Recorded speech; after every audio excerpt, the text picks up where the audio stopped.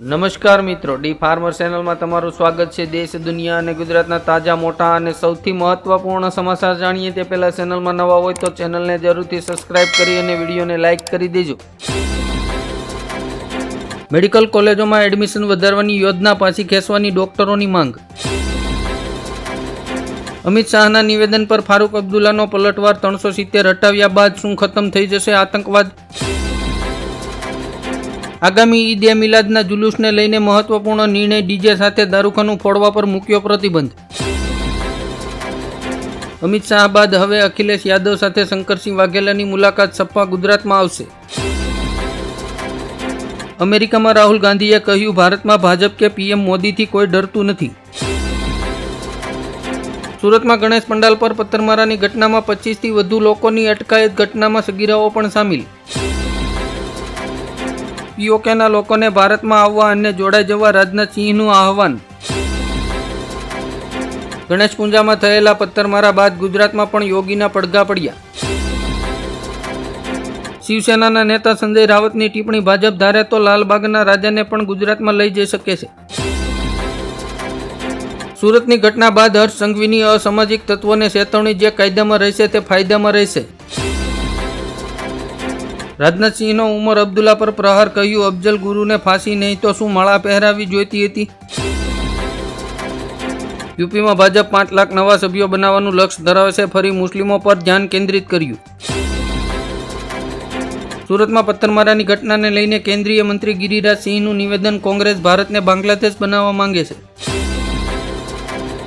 CM યોગીની મોટી જાહેરાત, કહ્યું, ટૂંક સમયમાં જ પોલીસની ભરતી શરૂ થશે, દીકરીઓ માટે પણ ખાસ વ્યવસ્થા। પૂર્વ મુખ્યમંત્રી દિગ્વિજય સિંહે બીજેપી નેતા વિષ્ણુદત્ત શર્માને નપુંસક કહ્યું। હરિયાણામાં આમ આદમી પાર્ટીએ 20 ઉમેદવારો જાહેર કર્યા, કોંગ્રેસ સાથે ગઠબંધન તૂટ્યું। બાંગ્લાદેશમાં દુર્ગા પૂજા દરમિયાન હિન્દુઓની સુરક્ષા કરશે મદ્રેસાના મુસ્લિમ વિદ્યાર્થીઓ। કેન્દ્રીય મંત્રી ગિરિરાજ સિંહે કહ્યું, રાહુલ ગાંધી દેશદ્રોહી છે।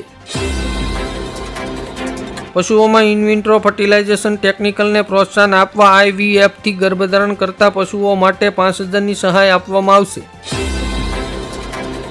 પ્રિયંકા ગાંધીએ કહ્યું, મણિપુર 1.5 વર્ષથી સળગી રહ્યું છે, વડાપ્રધાન તેને રોકવાનો પ્રયાસ પણ નથી કરી રહ્યા। લોકોને લૂંટવાનો નવો ધંધો, ઉનાથી જૂનાગઢ વચ્ચે 3 ટોલ નાકા બનાવવામાં આવ્યા। નાણામંત્રી નિર્મલા સીતારમણે ધાર્મિક યાત્રા માટે હેલિકોપ્ટરની ટિકિટમાં આપી મોટી છૂટ, 18%ને બદલે 5% GST ચૂકવવો પડશે।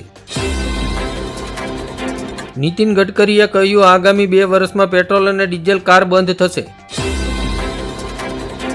ખેડૂતોને 0% વ્યાજે મળતી લોનની મર્યાદા 3 લાખમાંથી વધારીને 7 લાખ કરવાની કિસાન સંઘની માંગ।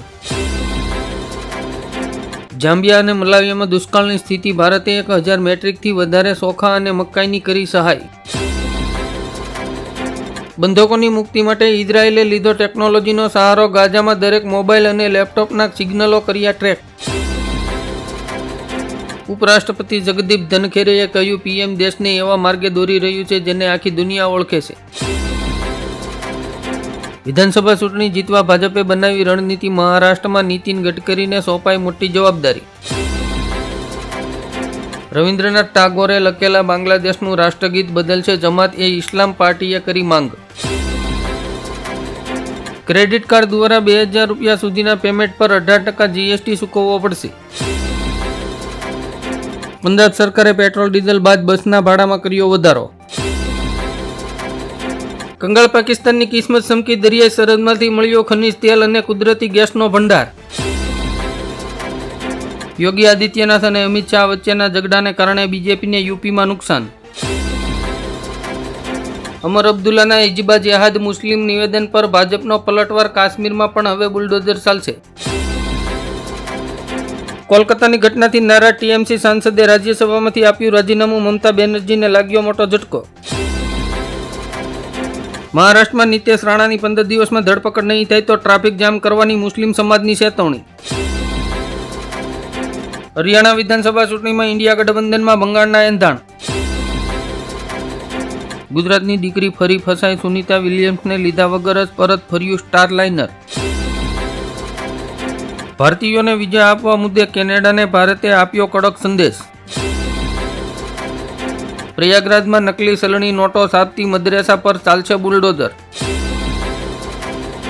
ભારતે અમેરિકાને હરાવીને બીજા સ્થાન પર સૌથી મોટું 5G મોબાઈલ નેટવર્ક બનાવ્યું. રેશન કાર્ડ ધારકોએ 30 સપ્ટેમ્બર પહેલા KYC કરાવી લેવું, નહીં તો રાશન સુવિધાઓ બંધ કરી દેવામાં આવશે. AI ના કારણે 10 પ્રકારની નોકરીઓ આગામી 5 વર્ષમાં થઈ શકે છે વિલુપ્ત. બેંકના કરોડો ખાતા ધારકો માટે મહત્વના સમાચાર. 1 ઓક્ટોબરથી દરેક સેવાઓ પર ચૂકવવો પડશે વધારાનો ચાર્જ.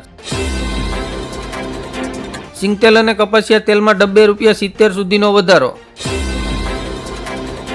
પાસપોર્ટ ધારકો માટે સારા સમાચાર. થાઈલેન્ડે ભારત સહિત 93 દેશો માટે 60 દિવસના વિઝા મુક્તિની જાહેરાત કરી. ચંદીગઢમાં ખેડૂત આંદોલનનો અંત. મહાપંચાયત બાદ થશે જાહેરાત. ખેડૂતોએ તંબુ ઉપાડવાનું કામ શરૂ કર્યું. ભાજપના નવા ઘોષણાપત્રમાં PM કિસાન યોજના અંતર્ગત ખેડૂતોને 6,000 ને બદલે 10,000 રૂપિયા આપવાની જાહેરાત. અમેરિકામાં આતંકવાદી હુમલો કરે તે પહેલા જ પાકિસ્તાની ત્રાસવાદી કેનેડામાંથી ઝડપાયો. જમ્મુ કાશ્મીરની વિધાનસભા ચૂંટણી પહેલા ભાજપની જાહેરાત. અગ્નિવીર યોજનામાં 20% અનામત અને મહિલાઓને વર્ષે 18,000 રૂપિયા આપશે. મોહન ભાગવતે કહ્યું, મણિપુરાની સ્થિતિ મુશ્કેલ, સુરક્ષાની કોઈ ગેરંટી નથી. સરકારે ટીબી માટેની 4 નવી દવાઓને આપી મંજૂરી. હવે ટીબીની સરળ સારવાર 20 નહીં પણ 6 મહિનામાં થશે. ગૃહમંત્રી અમિત શાહે કહ્યું, ઘાટીમાં આતંકવાદીના અંત સુધી પાકિસ્તાન સાથે કોઈ વાતચીત કરશું નહીં.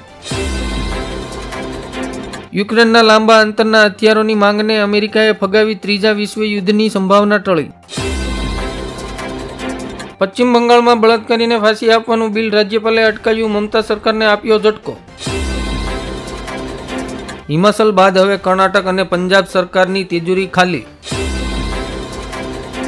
દિલ્હીમાં 200થી વધુ સરકારી મિલકતો પર વક્ફ બોર્ડનો દાવો. ચંદ્રબાબુ નાયડુએ ગુજરાતી એક્ટ્રેસને યાદુ બનાવીને જગનમોહનને ફસાવ્યો. ઈ વ્હીકલ ઉત્પાદકોને સરકાર તરફથી મળતી સબસિડીનો લાભ બંધ કરશે. નીતિન ગડકરીની જાહેરાત. ચા પીવાના શોખીનોને મોટો ઝટકો. ચાની કંપનીઓ ટૂંક સમયમાં 45% ભાવમાં કરશે વધારો. પશુપાલકો માટે ગુજરાત સરકાર દ્વારા કૃત્રિમ બીજદાનની ફીમાં કર્યો ધરખમ ઘટાડો. 300 રૂપિયામાંથી ઘટાડીને 50 રૂપિયા કરવામાં આવ્યો. ગુજરાત સરકારે કહ્યું, કર્મચારીઓ અને અધિકારીઓએ કર્મયોગી એપ્લિકેશન ઉપર રજીસ્ટ્રેશન ફરજિયાત કરાવવું, નહીંતર પગાર રોકવામાં આવશે. યુદ્ધ માટે તૈયાર રહેજો. સંરક્ષણ મંત્રી રાજનાથસિંહે સેના કમાન્ડોને આપ્યો આદેશ. ગુજરાતમાં પણ યુપી વાળી બાળકીની છેડતી કરનાર શિક્ષકના ઘરે પહોંચ્યું બુલડોઝર. ગિરિરાજ સિંહનું આકરું નિવેદન. જીન્ના પછી ઓવેસી બીજી વાર દેશના ભાગલા કરશે. બિહારમાં અનામત મર્યાદા 65% વધારવા મુદ્દે રાજ્ય સરકારને સુપ્રીમ કોર્ટની નોટિસ. ચૂંટણીમાં નુકસાનના પગલે લેવાશે રાજકીય નિર્ણય. અગ્નિવીરોની સંખ્યામાં વર્તમાન મર્યાદા વધારીને 50% કરવામાં આવશે. નવીન બાબુએ મોદી સરકારને આપ્યો મોટો ઝટકો. વક્ફ બિલને સમર્થન આપવાનો કર્યો ઇનકાર. અયોધ્યામાં યોજનારી પેટા ચૂંટણી પહેલા બીજેપીમાં તિરાડ.